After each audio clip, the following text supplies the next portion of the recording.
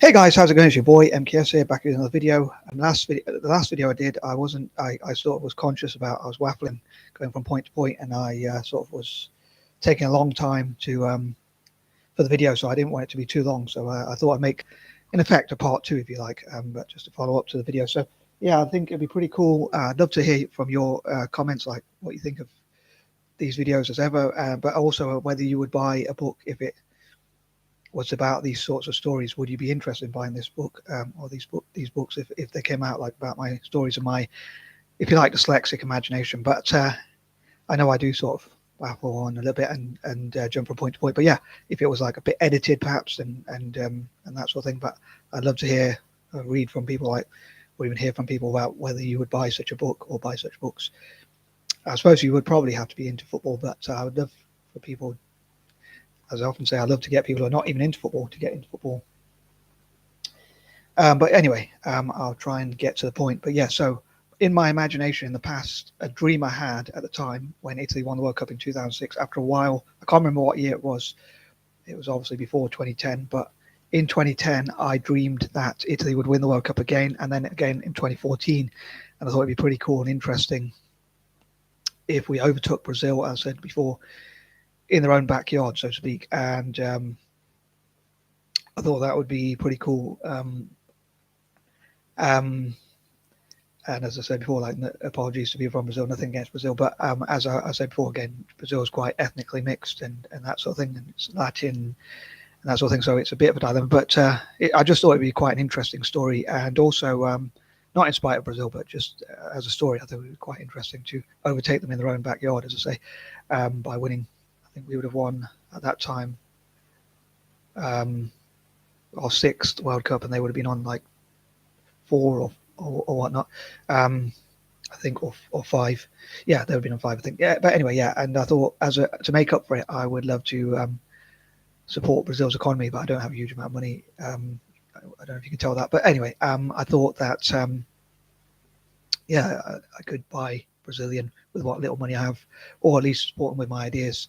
So that was an idea I had. But yeah, then recently I thought, what if we won in 2022? Unfortunately, we didn't qualify, but that gave me another story idea, which I thought would have been quite interesting. Like, what if could you just imagine if Italy won, like Italy did what Denmark did in the Euros, but instead in the World Cup, which I think has only ever happened once, and that was in the Euros. Sorry if I'm repeating a lot from my last video, but yeah, I thought it would have been pretty cool and pretty interesting if we did that. And so I try and drink my tea, but it's still too hot. But yeah, it would have been pretty cool and interesting if Italy did that, and it would have been a great story. Like 30 years later as well, although it's not quite. It's like a bit over 30 years because of the time zone of when the World Cup is this year, which is in November, which is unusual for World Cup because of where it's being held, which is a huge controversy. But yeah, also, yeah, if Italy became the first country to win 3 in a row, that was the idea back then, and it was still a dream I have, and it's still a kind of a dream I have. But most importantly, I think for Italy to win more than any other country, I think would be pretty cool. But yeah, if we would have been, I suppose, if that would have happened, my dream, again, I think it would have been quite an interesting story in my 40th year. Life begins at 40. Also, we'd have caught up with Brazil already, I think. Yeah, we would have caught up with Brazil, and also this year, and also it would have been 30 years, sorry, after Denmark did the same in the Euros, but this time happening in the World Cup, and also 40 years since Italy won. So there's 3 or 4 different stories that I thought would have been quite interesting. Also, Italy would have become the single most successful country if that happened, and we won in 2026. And then 2030 would have won 2 more than Brazil. But so yeah, being on 7. But then I probably wouldn't really care if we didn't do well in other World Cups unless Brazil started catching up. Then I probably would care again. Well, I would care again. But as long as Italy won more than other countries, I think that's what I really want. That's my biggest dream in terms of football, in terms of international football. And yeah, so lost my train of thought. So I'm sure, I often think that I'm sure there's something I was meant to mention, but I forgot about. But yeah, these are my sort of creative neurodiverse sort of things. I'm not sure how much of it is my dyslexic creativity or even my dyspraxic creativity, perhaps, or how much of it is my mental health creativity, and possibly I have bipolar without realizing, but I wonder if it's that sort of creates, like they say, a method to the madness, as I often say. Yeah, so I think basically the main thing I would love for is Italy to win the most World Cups within the rules of the game. I often say like victorious through superior practice. Like I'd love for Italy to have so many opportunities, like to practice for at least an hour a day, all possible Italians, older Italians to teach younger Italians what they know, former players as well as current players having their own academies for the youth, developing good young players for the future, having academies all over the place so people can practice for as many hours as possible. Probably having good coaches as well and good diets, not smoking, drinking, or taking drugs. Hopefully, having good diets. I suppose being a bit hypocritical because I don't have the best diet myself. But yeah, possibly drinking more water. But even if they drink like Lucozade or Red Bull, as long as they burn it off, perhaps. But yeah, certainly not smoking or drinking or taking drugs or having too many like fizzy drinks or stuff like that when they're not training. I suppose if you in terms of Red Bull and Lucozade, I suppose as long as you're training, you have a few. But more so like bananas and Weetabix, things like that for good diets. I think would be pretty cool. But yeah, so I thought that would have been pretty cool if Italy had done those sorts of things, but obviously it wasn't to be, unfortunately. But when it comes to the club team, I think I've covered all those sort of stories and imagination for the national team. But when it comes to the and having young players, I think that would be another cool thing, like having 3 under-21 players in all senior games.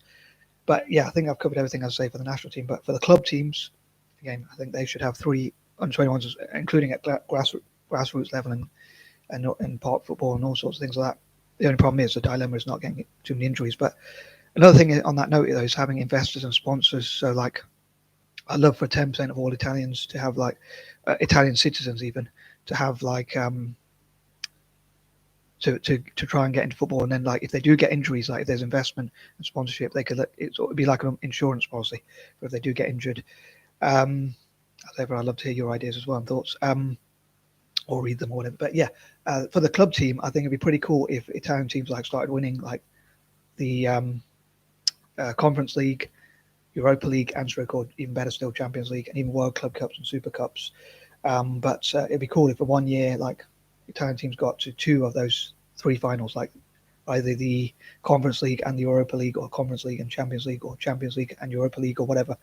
And yeah, so at least 2, like get to 2 of those finals, and then preferably getting to the point where Italian teams, like as I say, start winning some of those trophies, and then like one in, like it probably wouldn't happen like a straight pattern. Like so, if an Italian team got to the final and won one of those events, like the Europa League, and then a year later won like a Champions League, and then or an Italian team won a Champions League between us, and then afterwards, like winning the Europa League, the Conference League, or getting to the final of the Conference League, Europa League, and then Champions League, like, and having 2 or 3 finalists, and maybe in 1 year, like having all 6 finalists, that'd be pretty awesome. And then like winning as many of those trophies, basically, to put it simply, winning as many of those trophies as possible, and most importantly, becoming the most successful league in the world, as well as the most successful national team. So that would be my second biggest dream in football. And when it comes to sales, and basically to get as much investment as possible to help with those goals, investors and sponsors, I hope to encourage that. And I hope my ideas as a dyslexic, as well as other dyslexic people's ideas, will help them, including people and also people from the diaspora, showcasing also what dyslexic people can do, or neurodiverse people can do.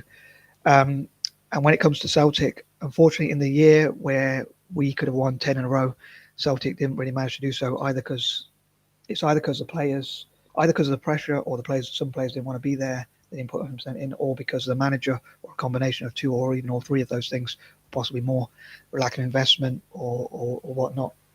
Some people blame COVID, but I think COVID sort of affects all teams. Like someone was saying to me that year, the best, he seemed to be defending the manager, Neil Lennon, and a lot of people seem to be defending him, but a lot of people say he didn't really have the best tactics compared to Ange, who we have now. But someone was saying like because of COVID, the best sports teams were struggling in that year. I'm not sure if that's true. I think that's a bit of an excuse because all teams have to pretty much work to the same conditions, like the same pitch, the same. I suppose if you play football in a certain way, then if it's raining or the grass, if it's raining, it's more slippy. If you like to pass the ball around like Barcelona used to do and Man City does and all that, it probably will make it more harder for teams who like to play the ball around, and it might make it more easier to make an upset where a team which is not as good can win. But generally speaking, teams play the same sort of conditions. The size of a pitch could make a difference if you prefer to play on a bigger pitch, if you have more stamina, or if you have more skills and you want to play on a smaller pitch. But I still think, in a way, you're still playing on the same conditions. So I'm not sure if we would have done well under Neil Lennon if he stayed on. I don't think we would. Obviously, we won't really tell. But if we look at how his success rate as a manager, I don't think it's that great. And Ange seems to have turned it around quite quickly. Although he took a little bit of time when he first came in, which you should expect really from a new manager. But yeah, Celtic didn't win the 10 in a row, but we still won like 12 trophies in a row and won like 14 of the last.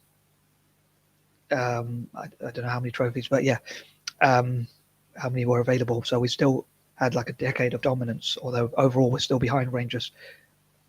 If you look at it, I think some people say they're a new club, so they don't really have. They say they formed as a new club, so that's a bit of a debate. But on record, I think they still have more trophies overall than we do, and I would love for Celtic to that'll be my third biggest dream, for Celtic to win the most trophies of any Scottish team and be on record as doing so. And so yeah, in the future I think it'd be pretty cool if Celtic could win 10 in a row and have as much investment. I think it'd be interesting, talking about stories and imagination and that sort of thing. I think it'd be quite interesting for Celtic to have billions of pounds of investment, given what league we are in. It's quite a low league, so I know I do repeat myself quite a lot. I do feel like a broken record or a broken clock. But for those who might not have heard those previous videos, yeah, we are in a league which is not that difficult or competitive compared to other leagues. Of course, it's still a competitive league, of course, and teams want to win, but it doesn't have the quality of other leagues. So it does have the passion, but it doesn't have the quality and the money of other leagues. So I think it'd be interesting if Celtic did have billions of pounds, what Celtic could achieve. And yeah, I'd love to see Celtic win as many trophies as possible. And if it'd be a really cool story if Celtic could win the Champions League one year. Although it would probably take quite a lot of time, if even with a lot of investment, I imagine. And also if Celtic could win even a World Club Cup or even a Super Cup. Anyway, I think I've waffled on enough. I often think there's something I've missed, but those are some of my stories and imaginations. As I say, I'd love to get them into books, and I hope people out there will read them. And to be honest, I would donate any money I make from them to the betterment of Italian football. I suppose if you don't like Italian football, and Celtic as well, if you don't like either of those, then you probably wouldn't buy the book. If you like either of those, then hopefully you would buy the book, even just to support, or the books, just to support those teams, even if you like either Italian football or Celtic, or if you just want to support me, which would be great. And yeah, even if this video gets monetized, I'd probably donate it if I could. Certainly I would if I could, or I will if I can, to the benefit of Italian football and Circle Celtic, in terms of like paying for academies and youth development and stuff like that. Anywho, I am out. Peace and love. I wish you a blessed day. Sorry.